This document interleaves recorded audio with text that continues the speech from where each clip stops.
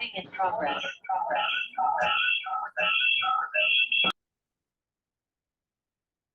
कौन रिकॉर्ड कर रहा है? रिकॉर्ड करने की जरूरत क्या है, यूट्यूब पे डाला हुआ है ना। तो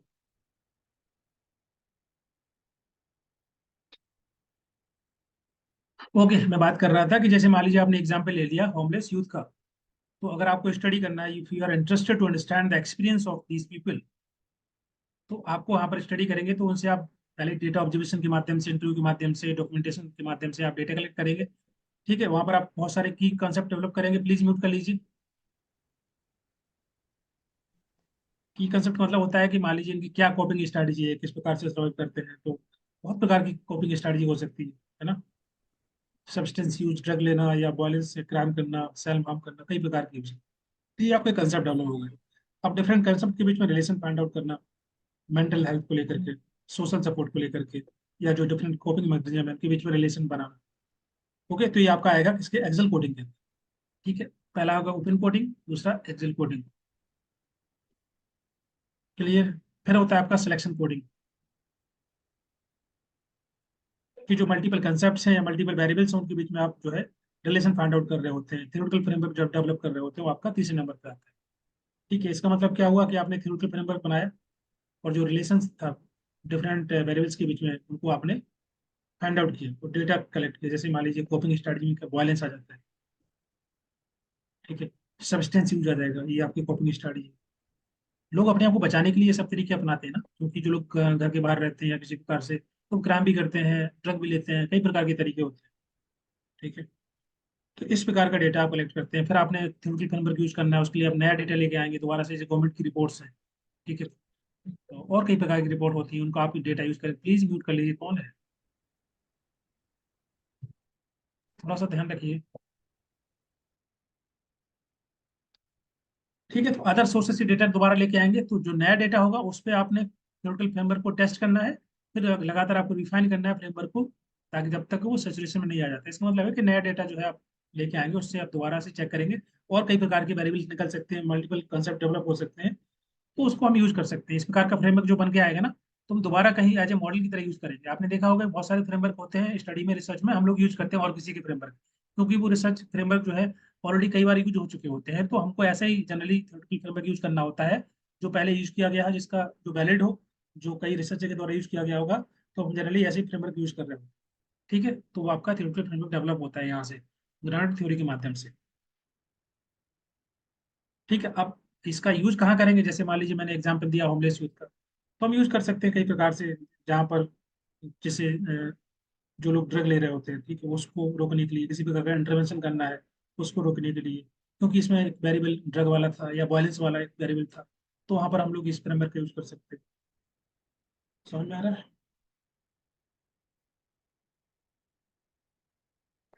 बोलिए, क्या हो गया? आप बार बार फोन कर देते हैं।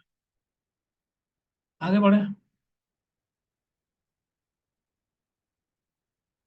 जल्दी बोलिए। इसको दोबारा समझाने में आई विल एक्सप्लेन अगेन। अगर आपने पढ़ा नहीं होगा तो दोबारा समझाना पड़ेगा। वैसे ये सब मैंने क्लास में कराया हुआ था। चलिए आगे है, सिंगल सब्जेक्ट डिजाइन और cause comparative study. Single subject का मतलब क्या होता है? जहां पर हम किसी पर्टिकुलर एक सिंगल पर्सन का या छोटा समूह, एक स्मॉल ग्रुप होता है, उसकी स्टडी कर रहे हैं। ठीक है, जहाँ पर लगातार रिपीटेड मेजर कर रहे होते हैं, मतलब जो डिपेंडेंट वेरिएबल है उसको ओवर द टाइम बार बार हम जो है मेजर कर रहे होते हैं। टाइम सीरीज एनालिसिस जिसको हम बोलते हैं। एग्जाम में अगर आए तो ध्यान रखना, time series analysis technique use होती है हमारी सिंगल सिंगल सब्जेक्ट डिजाइन के अंदर। मतलब एक बेसलाइन बना लेते हैं, बिफोर और आफ्टर स्टडी कर रहे होते हैं। जैसे किसी प्रकार का कोई मेडिकेशन, उसका आपको इफेक्ट देखना है, इम्पैक्ट देखना है, तो कोई डॉक्टर जो होगा पहले क्या करेगा? पहले कुछ दिन तक, मान लीजिए एक वीक तक एसेस करेगा किसी बच्चे के बिहेवियर को। ठीक है, उसके पहले उसने दवा नहीं दी, उसको किसी प्रकार का मेडिसिन नहीं दिया। उसके बाद आफ्टर, जो बेसलाइन है यहाँ पर, आफ्टर इंटरवेंशन दोबारा से असेस करेगा, फिर चेक करेगा कि इम्पैक्ट इस मेडिसिन का कोई भी दवा है। उसके लिए हम लोग, क्योंकि यहाँ पर सिंगल सब्जेक्ट मतलब कोई चाइल्ड है या मान लीजिए चार बच्चों का समूह है, वो भी आपका सिंगल सब्जेक्ट डिजाइन कहलाएगा। तो बिफोर एंड आफ्टर एनालिसिस हम लोग कर लेते हैं इसके अंदर। क्लियर। तो इसमें याद करने का इंपॉर्टेंट चीज ये है कि आपको ध्यान रखना है, इसमें टाइम सीरीज एनालिसिस यूज किया जाता है, रिपीटेड मेजर होता है और सिंगल यूनिट होती है। यूनिट का मतलब एक पर्सन भी हो सकता है, एक छोटा समूह भी हो सकता है।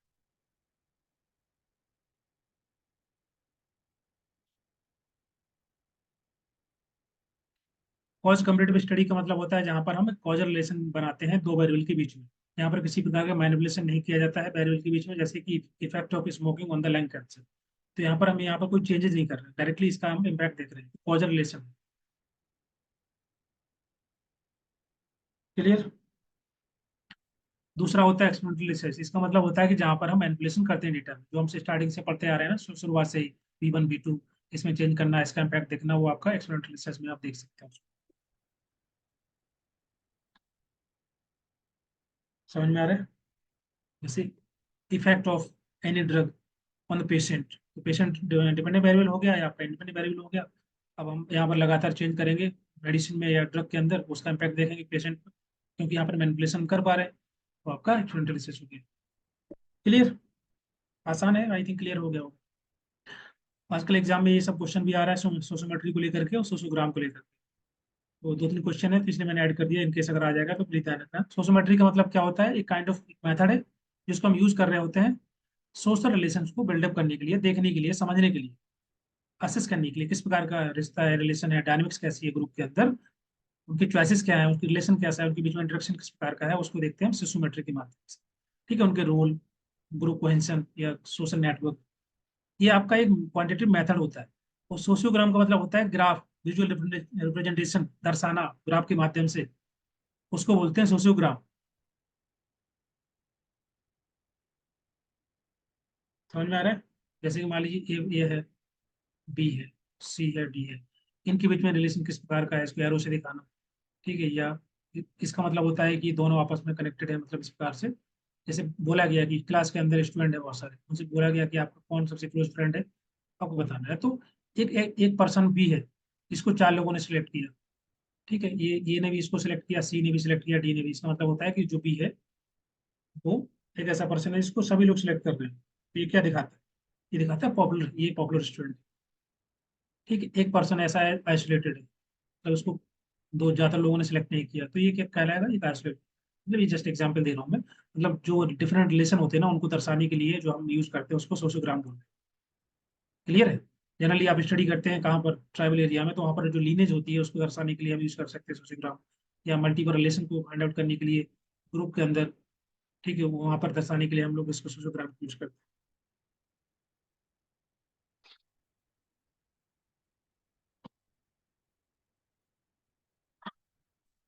क्लियर है?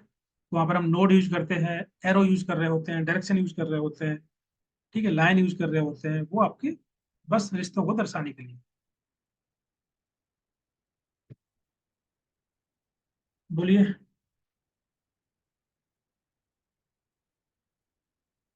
आगे बढ़े।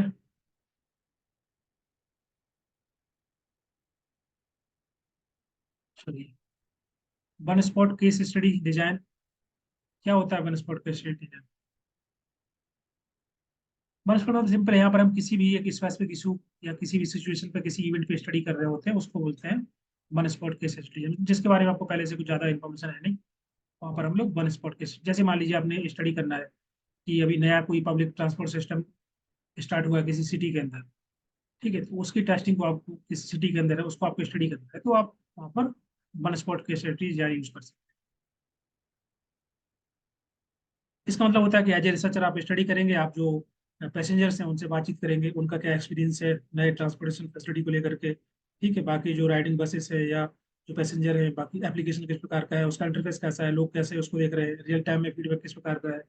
ठीक है, वो आपका वन स्पॉट केस स्टडी चलता है। जो बेसिकली स्पेसिकली जो भी स्कीम इंटरवेंशन होता है, प्रोग्राम इंटरवेंशन होते हैं, उनको असेस करने के लिए जनरली इसको यूज कर लेते हैं। अननोन सैम्पलिंग का स्टडी करना। हाँ बिल्कुल।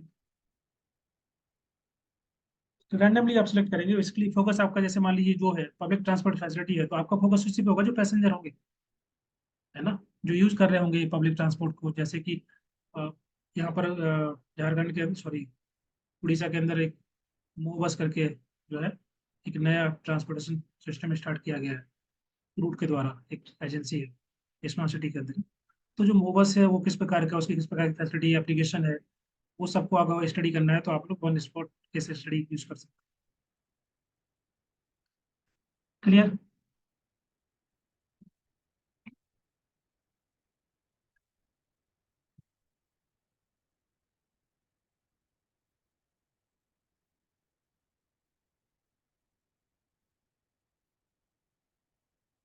सर ये स्पॉट है या शॉर्ट? शॉर्ट नहीं होगा, वन स्पॉट होगा। वन शॉर्ट, वन होगा नहीं क्या? कुछ गलती लगी है क्या?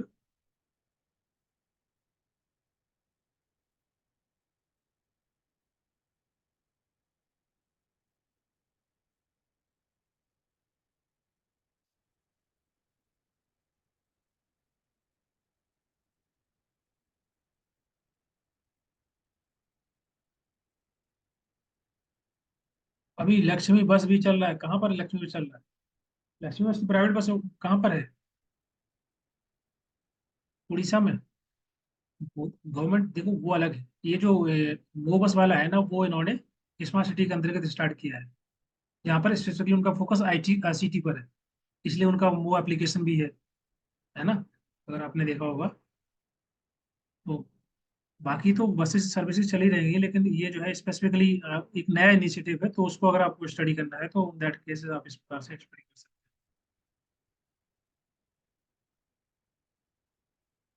हैं। एक है one group protest and pre test and post test, इसका मतलब होता है कि वही प्री एंड पोस्ट एनालिसिस करना।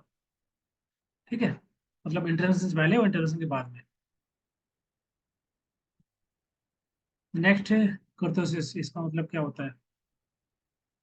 ये दिखाता है कि आपके पास जो डेटा सेट है, कुछ भी नंबर है आपके पास, उन नंबर को जो है आपको देखना है कि उसमें किस प्रकार का जो है पिकेडनेस और फ्लैटनेस है, उसको दर्शाने के लिए हम लोग कर्टोसिस यूज करते हैं। ठीक है, तो मेजो क्यूरेटिक का मतलब होता है कि जहाँ पर वीकनेस ज़्यादा होती है, जैसे मान लीजिए एक बेल शेप कर्व है, ये हो गया सिंपल। अगर डेटा सेट में जो वीकनेस ज़्यादा होगी तो इस प्रकार से दिखाई देगा। ये दिखाता है आपका मेजो क्यूरेटिक। एक आपका नॉर्मल होता है, नॉर्मल कर्व, इसको बोलते हैं हम लोग फ्लैटी, सॉरी गलत हो गया ना, सिमिलर। वन सेकेंड, इधर उधर कर दिया मैंने, one second. Okay,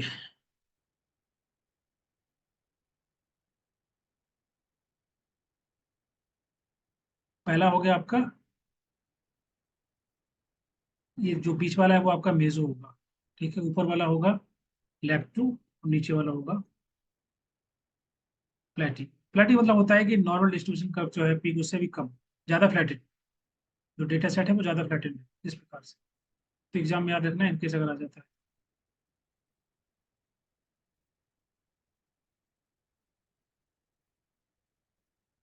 one shot case study.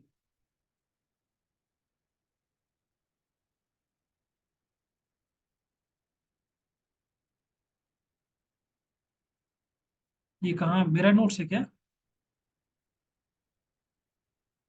One second.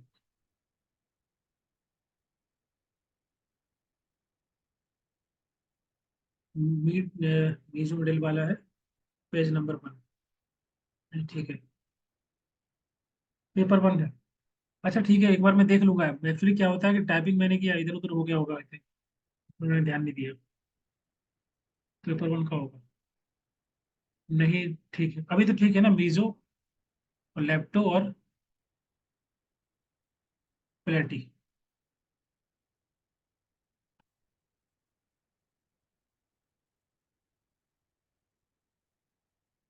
ये तीनों क्लियर है।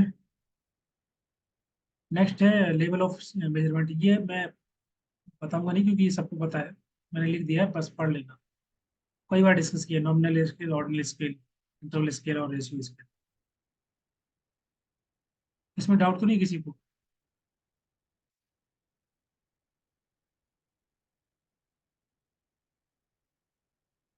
ये तो सभी को क्लियर होगा, हर जगह पढ़ते हैं ना। लेप्टोग्रेडिक पॉजिटिव होता है। हाँ वो मैंने बताया ना, लेप्टो का मतलब होता है ऊपर वाला जो हिस्सा है ना, लेप्टो होता है।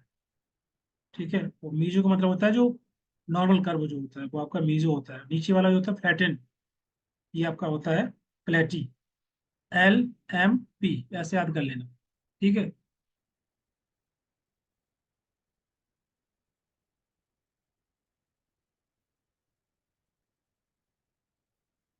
लेफ्ट हो गया LMP। ठीक है।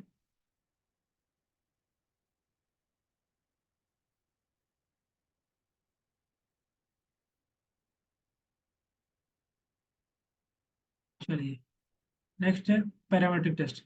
देखिए, पैरामीट्रिक टेस्ट दो प्रकार के होते हैं, सॉरी, टेस्ट जो होते हैं दो प्रकार का, पैरामीट्रिक, दूसरा नॉन पैरामीट्रिक। ठीक है, जहाँ पर हमको पॉपुलेशन नॉन होती है वहाँ पर हम लोग पैरामीट्रिक टेस्ट यूज करते हैं, जैसे कि क्लास के अंदर 50 स्टूडेंट है, वहाँ पर हम पैरामीट्रिक टेस्ट यूज करेंगे। नॉन का मतलब होता है जहाँ पर आपको इन्फॉर्मेशन डायरेक्टली नहीं दी होती है, अननोन पॉपुलेशन होती है, जहाँ पर हम लोग नॉन यूज करते हैं, जैसे कि मैन बिटवीन टेस्ट और काई स्क्वायर टेस्ट, और जो टी टेस्ट है, अनोवा टेस्ट है, जेड टेस्ट है, ये आपके पैरामीट्रिक टेस्ट के अंदर आएंगे। समझ में आ रहा है? यहाँ पर एग्जाम्पल दिए हैं कुछ, ये बेसिकली एग्जाम में नाम आते हैं कि जो यू टेस्ट किसके द्वारा दिया गया है।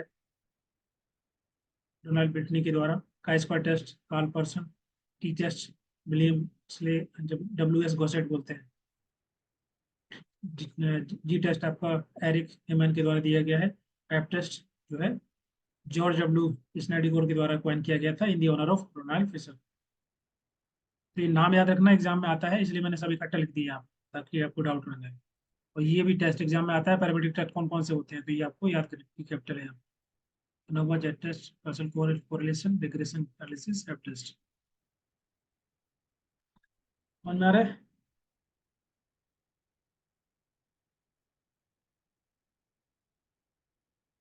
बोलिए।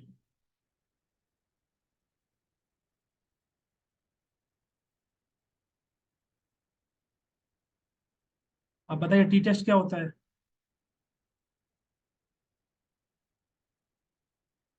टी टेस्ट की कंडीशन होती है, यहाँ पर सैंपल साइज आपका N से 30 कम होना चाहिए। टी टेस्ट क्यों करते हैं? टेस्ट क्यों करते हैं? अरे टेस्ट नहीं करेंगे तो आप हाइपोथेसिस कैसे टेस्ट कर रहे हैं? मैं, सुशांत, आपने वीडियो नहीं देखे पहले वाले क्या? देखिए, हाइपोथेसिस टेस्टिंग करनी होती है ना हमको स्टडी में। तो हाइपोथेसिस टेस्टिंग करने के लिए पहले क्या करते हैं? पहले हम डिजाइन करते हैं नल हाइपोथेसिस, अल्टरनेटिव हाइपोथेसिस, उसके बाद अल्फा की वैल्यू निकालते हैं, उसके माध्यम से हम फिर अल्फा की वैल्यू निकालने के लिए फिर आपको चेक करना होता है ना कि ये जो आपका ये जो एक्सेप्टेंस रीजन है, जहाँ पर आपका नल हाइपोथेसिस एक्सेप्ट होता है और जो रिजेक्शन रीजन इस तरफ होता है, कैसे पता चलेगा? अगर आपको क्रिटिकल वैल्यू पता है यहाँ पर, तो टेस्ट हम यूज करके, जैसे मान लीजिए टी टेस्ट यूज किया, उससे आपने वैल्यू निकाली, उसको बोलते हैं टेस्ट वैल्यू। उस टेस्ट वैल्यू को यहाँ पर पुट करते हैं, जहाँ पर वैल्यू अगर इस तरफ आएगी, इसका मतलब हमारे यहाँ पर नल हाइपोथेसिस रिजेक्ट हो जाएगा। अगर वैल्यू यहाँ कहीं गिर रही है, तो ये एक्सेप्टेंस रीजन होता है, ये यहाँ पर नल हाइपोथेसिस आपका एक्सेप्ट हो जाएगा, इसलिए टेस्ट तो यूज करना होता है। इसका क्वेश्चन था सुशांत था। Is it clear?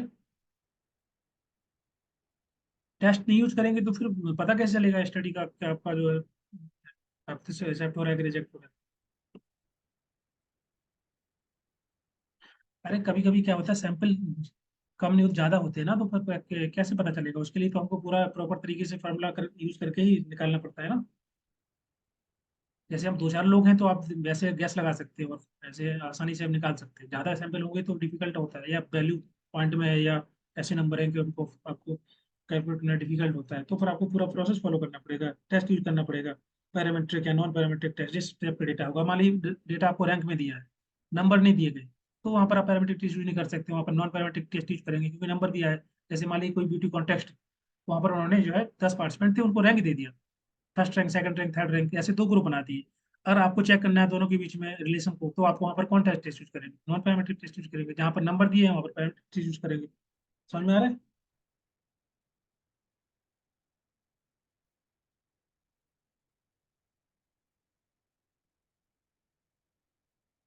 तो टी टेस्ट के अंदर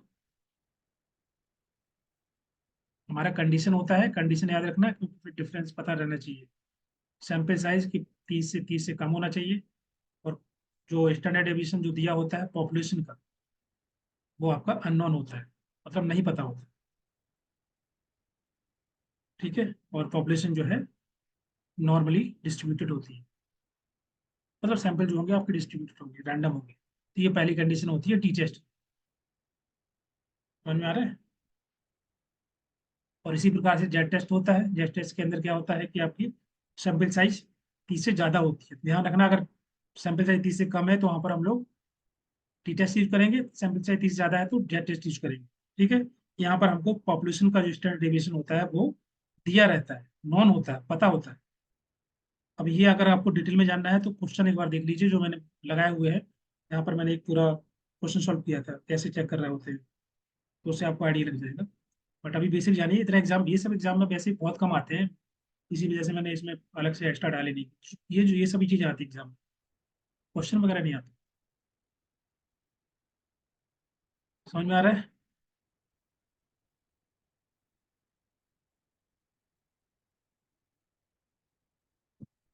बोलिए।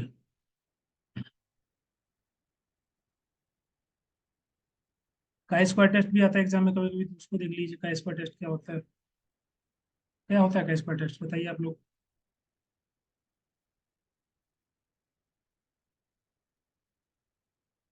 कि जहाँ पर दो डिफरेंट कैटेगरी होंगी ना, उनके बीच में एसोसिएशन देख रहे होते हैं हम लोग, पर का स्क्वायर टेस्ट यूज करते हैं। कि जो वेरिएबल है, वेदर दे आर इंडिपेंडेंट और दे आर रिलेटेड, इसलिए इसको बोलते हैं टेस्ट ऑफ एसोसिएशन। और एक भी नाम और होता है, test of goodness of fit. जैसे जैसे मान लीजिए आपने एक डाइस लिया, एक जो होता है ना खेलते हैं, तो उसमें 6 नंबर होते हैं।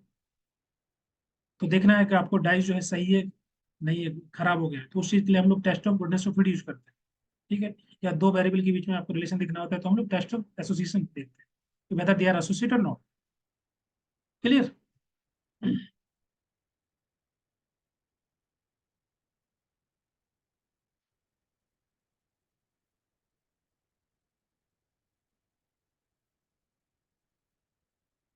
बोलिए।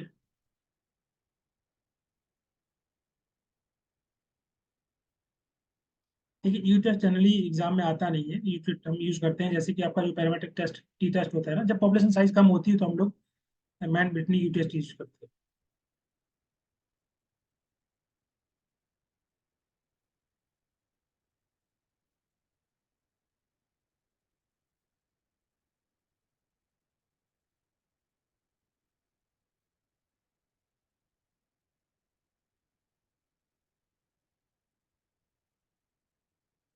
जैसे फॉर एग्जाम्पल इसको बोलते हैं मैन ब्रिटनी यू टेस्ट। तो जैसे मान लो दो ग्रुप है, दो अलग अलग ग्रुप है, इंडिपेंडेंट ग्रुप। ठीक है, उसको हम कंपेयर कर रहे होते हैं कि जो डेटा है जिसमें जो है डेटा नॉर्मल डिस्ट्रीब्यूटेड नहीं होता है, वहां पर हम लोग मैन ब्रिटनी टेस्ट यूज करते हैं। ठीक है, क्या होता है इसमें, पहले हम लोग जैसे मान लीजिए दो डेटा है, डेटा सेट ए है, डेटा सेट बी है, तो जो भी डेटा होगा उसको पहले रैंक में लगाते हैं। ठीक है, फिर दोनों को कंबाइन कर देते हैं। ठीक है, दोनों ग्रुप में हम रैंक असाइन करते हैं, तो उसका अलग फार्मूला होता है, उसको यूज कर रहे होते हैं, तो वो इतना लेंथ ही नहीं आएगा, आपको इतना सब डिटेल में नहीं आता है ना क्वेश्चन एग्जाम में। ठीक है, मैन ब्रिटनी टेस्ट हमारा नॉन पैरामीट्रिक टेस्ट है।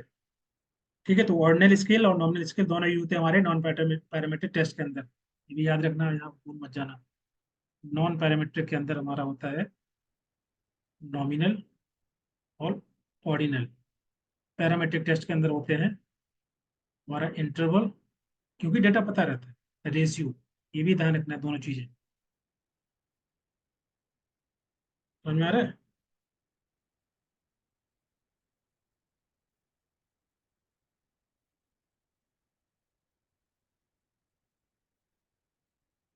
बताइए।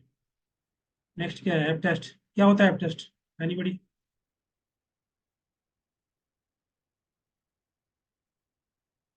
बोलिए जल्दी से।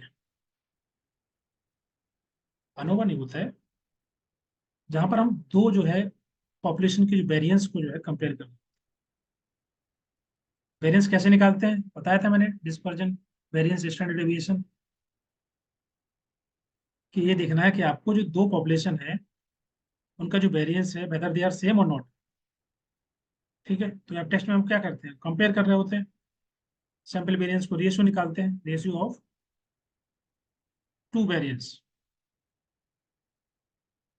Sigma one square divide by sigma two square. Sigma मतलब क्या होता है, वेरिएंस। तो बैलेंस कैसे निकालते हैं पता है ना?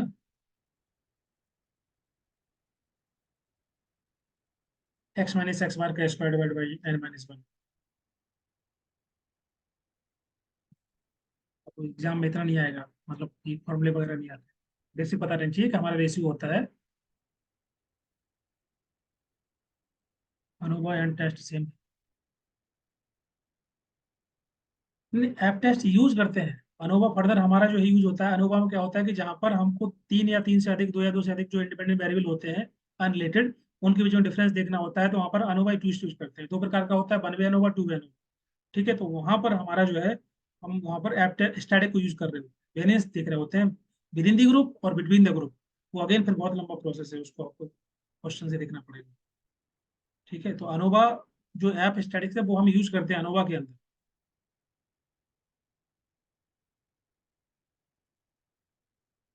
फैक्टर मतलब फैक्टर, नहीं फैक्टो नहीं है इसमें। ये ऐप टेस्ट नाम दिया गया है उनकी फिशर के नाम पे, रोनाल्ड ए फिशर थे।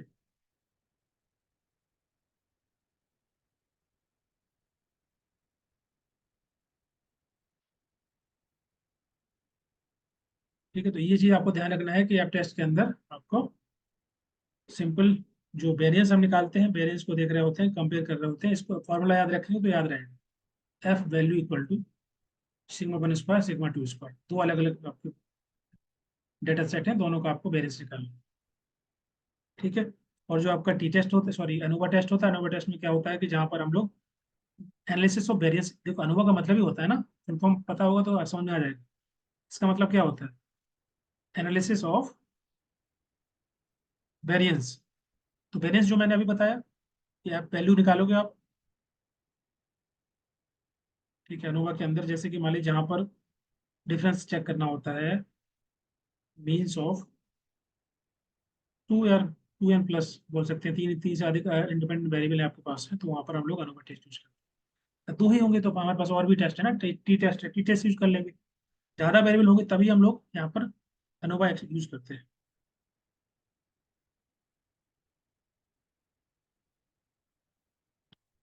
M S A M S B, इसका मतलब होता है मीन स्क्वायर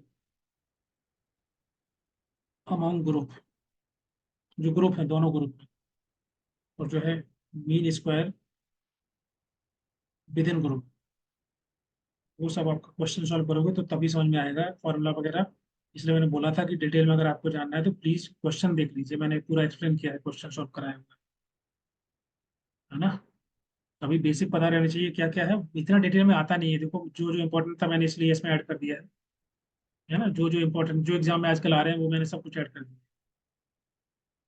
हम लोगों का सोशल वर्क है ना, हम लोगों का ऐसा कोई क्वेश्चन वो नहीं पेपर के आपको डिटेल में पूछा जाएगा। ठीक है, क्लियर है?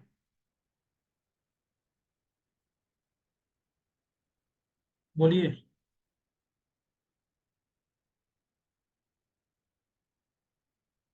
तो आज की कहानी यही खत्म करते हैं फिर, कल हम लोग डिस्कस करेंगे यूनिट 6। आप लोगों का डिनर हो गया सबका? आज मैं डिनर करना भूल गया यार, वो अभी तो खाना भी नहीं मिलेगा, 11 बज गए लेंगे।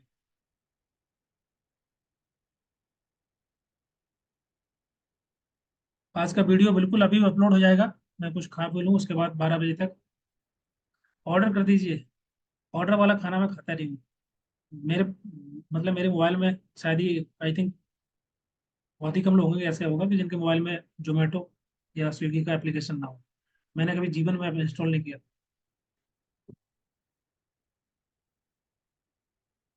आज तक कभी नहीं ऑर्डर किया मैंने। यस। बस मैं मतलब वो खाना मुझे पसंद नहीं है। अच्छा खाना भी मिलता है ऐसा नहीं है, but I have never try.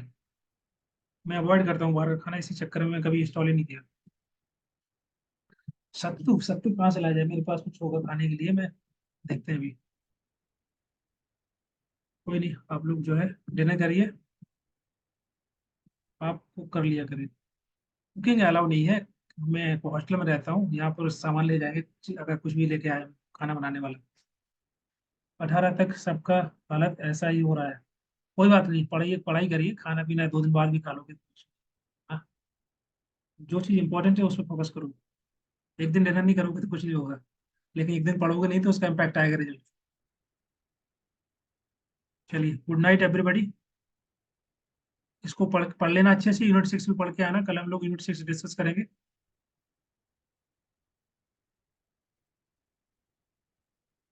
ठीक है, चलिए, very good night to all and thank you so much for joining today class. We will continue in the next session.